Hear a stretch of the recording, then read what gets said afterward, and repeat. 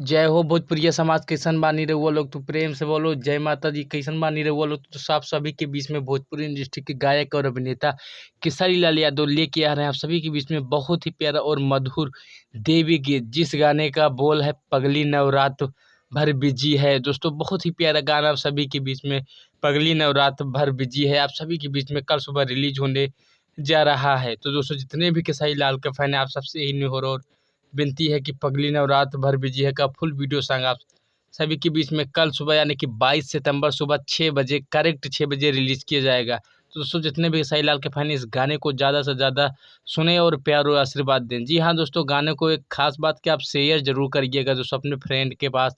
दोस्तों जो गाना आ रहा है JP star picture Bhojpuri present पे आएगा।